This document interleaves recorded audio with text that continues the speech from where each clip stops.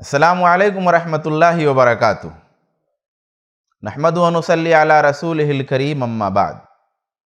ناظرین، ایک سوال ہے کہ کیا کوئی عمل کیے بغیر بھی ثواب مل سکتا ہے؟ عام بات تو یہی ہے کہ جب ہم کوئی عمل کریں گے تب اس پر اجر ملے گا، کوئی کام کریں گے نیک تب اس پر ثواب ملے گا۔ کیا ایسا بھی ہو سکتا ہے کہ ہم کوئی کام نہ کریں پھر بھی ثواب مل جائے؟ آئیے اس بات کو سمجھتے ہیں کہ کیا واقعی ایسا ہے، اور اگر ہے ایسا تو کیوں۔ اللہ کے رسول صلی اللہ علیہ وآلہ وسلم کی ایک حدیث ہے کہ ما من امرئ تکون لہ صلاۃ بلیل فیغلبہ علیہ النوم الا کتب لہ اجر صلاتہ وکان نومہ لہ صدقہ۔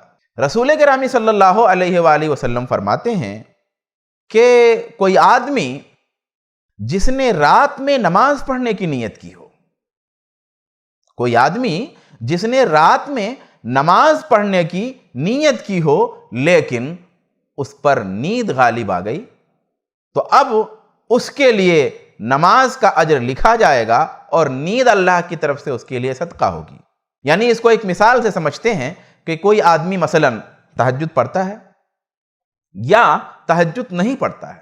مثلا کل رات اس نے بس ایسے ہی اس کے دل میں اللہ کی خاطر ارادہ پیدا ہوا کہ آج رات میں نماز پڑھوں گا، آج رات میں اللہ سے دعا کروں گا۔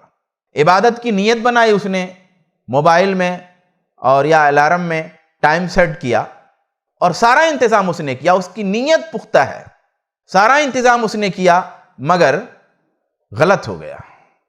الارم لگا تو لیکن 3 بجے رات کے بجائے 3 بجے دن میں لگ گیا، یا گھنٹی بجی تو لیکن نیند اتنی شدید تھی کہ اسے محسوس ہی نہیں ہوا۔ جو بھی وجہ ہو، انسانی انتظام اس نے کیا اپنے طور پہ، نیت اس نے پختہ کی، لیکن اللہ تبارک و تعالی کی مشیت سے وہ نماز نہیں پڑھ سکا۔ اب ایسا شخص جس نے نیت کی ہے نماز کی لیکن نماز نہیں پڑھ سکا، اس کو نماز کا ثواب ملے گا۔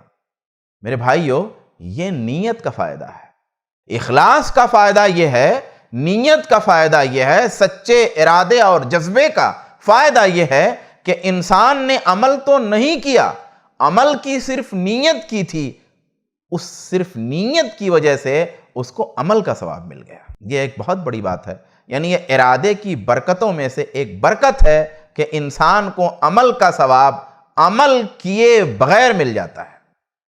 اسی طریقے سے نیت کا ایک اور بہت بڑا نتیجہ اور ایک بہت بڑا فائدہ یہ ہے کہ کوئی وہ عمل جو مباح ہو، جائز ہو، لیکن نیت کی وجہ سے جو عمل صرف جائز ہے، جو عمل صرف مباح ہے، وہ صرف جائز اور صرف مباح عمل اطاعت کا عمل بن جاتا ہے، ثواب کا عمل بن جاتا ہے۔ کیسے؟ ایک مثال سے سمجھتے ہیں۔ مثال کے طور پر کھانا کھانا نارمل حالات میں صرف جائز ہے، مباح ہے۔ روزی کمانا، پیسہ کمانا نارمل حالات میں جائز ہے، مباح ہے۔ ٹہلنا گھومنا نارمل حالات میں جائز اور مباح ہے۔ یہ ساری چیزیں مباح ہیں اور جائز ہیں نارمل حالات میں۔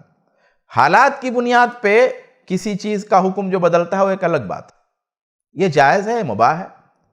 لیکن یہی عمل جو جائز ہے، یہی عمل جو مباح ہے، اگر اس کے پیچھے اللہ کی رضا کی نیت ہو، مقصدیت ہو، کوئی ٹارگٹ نیک ہو، نیک ہدف ہو، تو یہی مباح عمل اطاعت کا عمل بن جاتا ہے، ثواب کا عمل بن جاتا ہے۔